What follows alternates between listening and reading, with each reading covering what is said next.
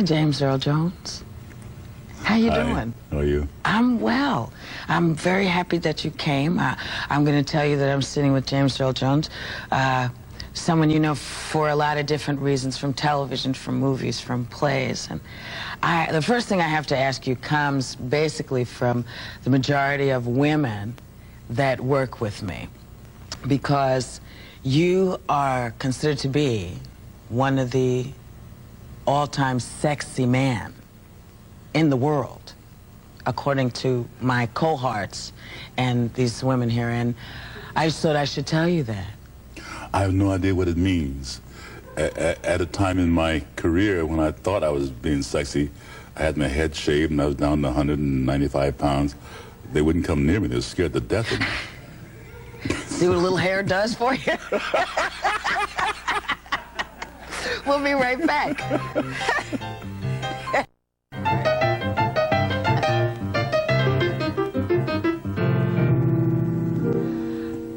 Do you find it ironic that you've done so much work, but to the American public, in many ways, you will always be Darth Vader?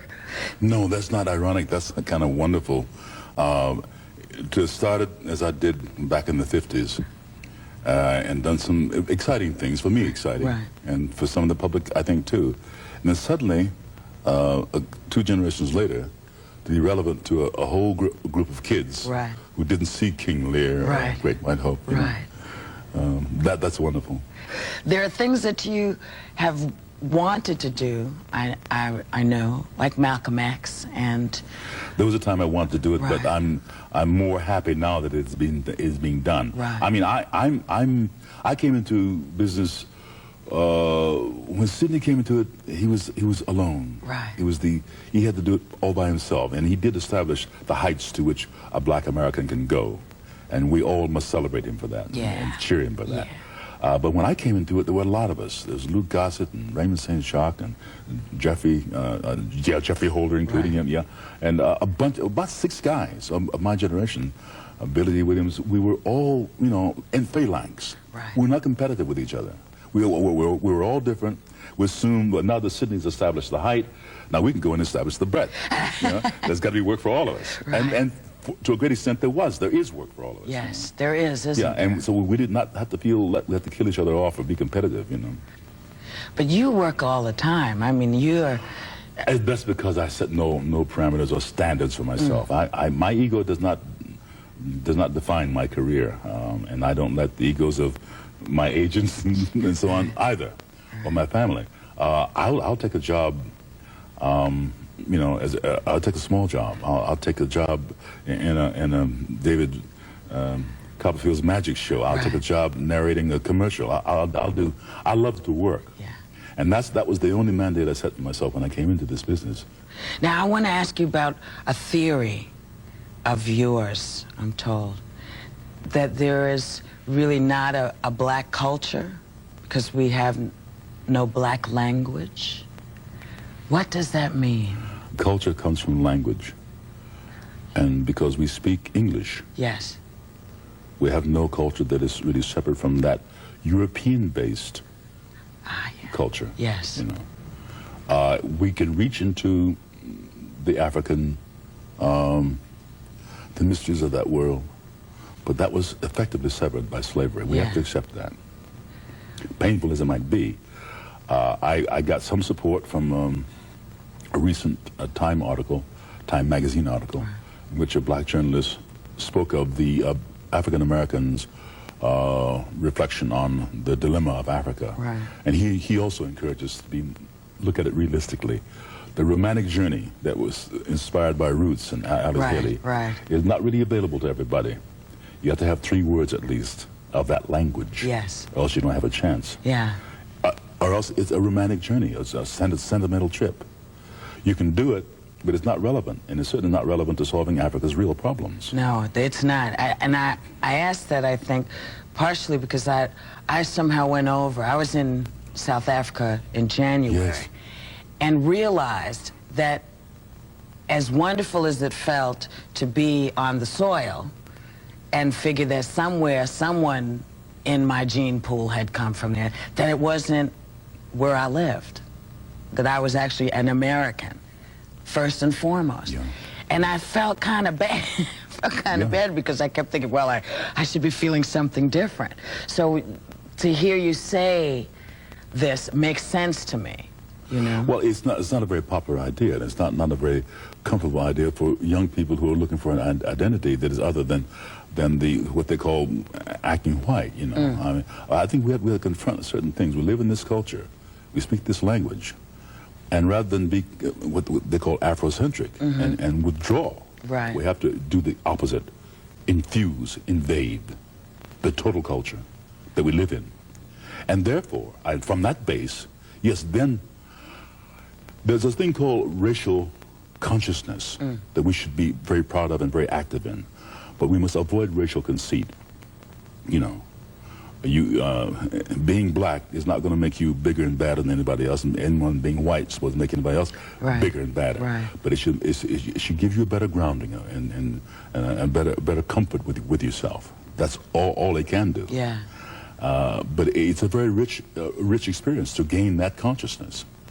I'm going to Kenya next month, and I've been there 4 times. I always go to see a shaman, and because I'm asking him about those spiritual roots that I think do exist. Where were my people from? Right. And as they were marched in their chains to this continent, what part of Africa did they come from? I asked them all kinds of questions. What was my spiritual totem? You know, and I'll do it again when I go back next month. But that's spiritual. That's not a cultural quest. Well, it's an interesting thing that it's a controversial issue. I find that somewhat amusing, just because I believe that there are certain realities, and one of them is we are from here. This is where I am, you know. So, and we have to stop worrying about whether we acting too white or not. What does that mean? I don't know what that means. Spike Lee has a wonderful public service announcement that addresses that. It's the resistance to getting education. To get an education means that you're going to be acting too white, or to wear good clothes or speak English well means you're acting too white. It's just a resistance. It's hard. It's much easier to be lazy and to fall back on old habits, you know, even though they're not productive or progressive. It's easier. It's harder to get out there and compete in this world. Yes. It's a very vicious competitive and it makes you sort of feel like, am I acting too white if I succeed? And if I grow culturally and spiritually and find all those other things that exist outside of my own experience, is that what they mean when they say that? I'm afraid so, but it's a cowardly thing, really. Yeah. It's what happens when one kid doesn't have the advantage of getting an education. He's got to put another kid down for having the advantage. It's an envy thing, you know. Yeah. We envy white people. Not their color, but their advantage. Yeah. And that's a legitimate envy. And we tend to envy people of our own who step into that competitive world and reach for success. You know, we envy. You know. We'll be right back. Self-destructive. Yeah. We're back, and we were talking about black people who are acting too white. And I like really feel like I have to ask you this, okay? No, like, is it okay? Because if it's not, I won't ask you, okay? Okay. James Earl Jones, you have, like, one of the most extraordinary, and I really mean that, extraordinary voices.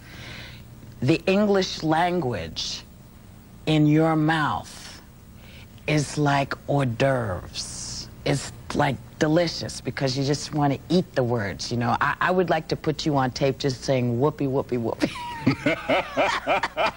So I could just play it all the time.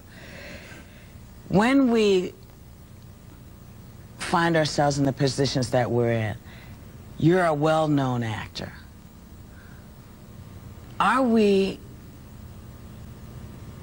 Do we have to be the, I don't know, is it the archers? Do we have to be the archers of our race, slaying people, making them see that we are actually viable human beings? Because when I did The Color Purple we had a lot of controversy that we were misrepresenting what black people were. Now, I didn't know there was a set group of black people. This is how, I guess, how I made my mistake. I didn't know there was a set group of black people, and that was the only kind of black person you could be. What do you think of this idea that you have to be a specific way in order to be black? I think one of the unusual things about the African American, if you want to, you know, I'm a man of color, but the unusual thing about people of color is that there is such a spectrum. And talk about the dramas that are available to tell. There are no one urban group of black people is totally different from another urban group. Right. We tend to get all lumped together, you know, on social stratas and political stratas. There is nothing that bonds us, and that's the frightening thing. Yeah. Color does not bond us at all. No. Language can. Yes. But color doesn't. And that's why when you say, well, there's no unity, of course there's no unity. And should there be, you know, on that level. Right. It should not be. It should be because we care. We should have a bond with Africa because we care about those people, not their color. Yeah. If you're not pained when you see the Somalian child with his face in the dirt dying, that human being dying, that's what the caring should come about. And the same caring that white people should have about it. Got to get rid of the color thing. It doesn't help anybody. It is a false definition of people, and it's a lie. Yeah. You know. I want to talk to you about language. You talk a lot about poetry. I didn't understand poetry for a long time until I realized that you read it for you. You read it for you, and you take whatever you get from it. But you wrote poetry for many, many, many years. I did it. I was a closet poet because I couldn't talk. Whatever you think you might hear, it's not true. We're dealing with an impaired instrument, you know. I don't know what I would sound like or what I would say if I was a talker. I'm not a talker. I'm not verbal. This is a kind of like a robot in here, you know. I'm not talking. I'm making sound. I'm trying to convey an idea. Right. I'm a stutterer. Are you? Yeah, and I'm lucky anything comes out. It's. I'm lucky wait a minute. anything cogent comes out. You know. Well, how did you get over it? Because I don't. Every day, you know, you wake up in the morning and I'm stuttering now. You just don't hear me. There it went. There. You heard it. Yeah. Were you, from the time you were little? From the time we moved from Mississippi, and I don't know how relevant that is. Right. And the time I got to high school in Michigan, but I moved from age 4.5.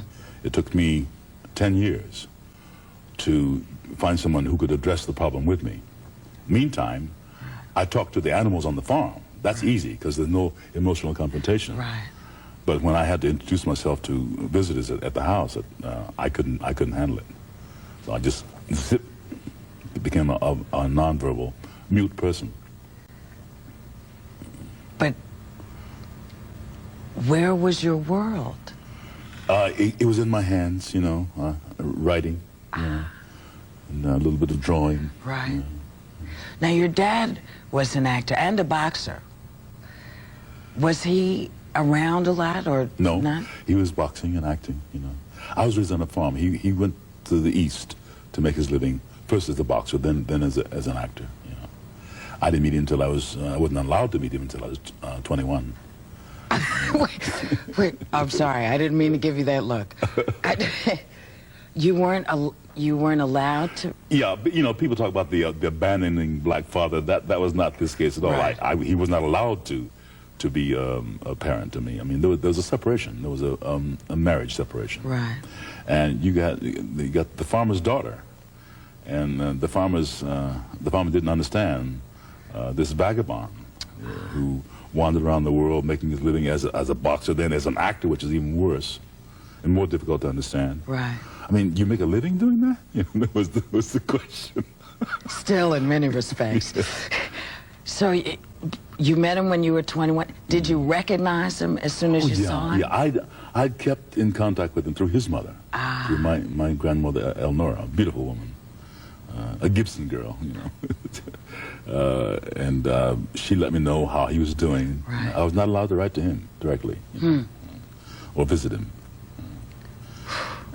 Finally, we met, and I knew who he was, and Right. we embraced, and we knew something was wrong right away. It was too late to be father and son. I did join him in the same profession, and we have that association, and we are still working on our friendship. But I carry no mystique about blood relationships. I think they think they're abused and used in horrible ways. You know. Yeah. Anyway, if it's not real, you can't pretend that there's a bond. You know, bonds are from the heart, not from the blood. I mean, not from authority, not because I'm your dad or you are my father. Yeah. That doesn't mean anything. You have to like somebody. Yeah. Were you a dad early on, or you? Because No, I'm a father very late. My boy is only 9 years old. was that late? That's not that late. I like him a lot. I think he likes me a lot too. Is he having any rumblings about the theater, or? No, he wants to be a Nintendo mechanic. You know, he'll play it for fun. He'll work on them at night to make a living. Yeah. Is it wild being a parent? Well, you know, don't you? I do. I'm a grandparent. See, I got this other entity, which is you figure, okay, now you're raised and you're going to go off, and then suddenly there's this other person going, excuse me, I'm going to be in your life too for the rest of it. So me and my mom are going to be in your life for the rest of your life. Yeah.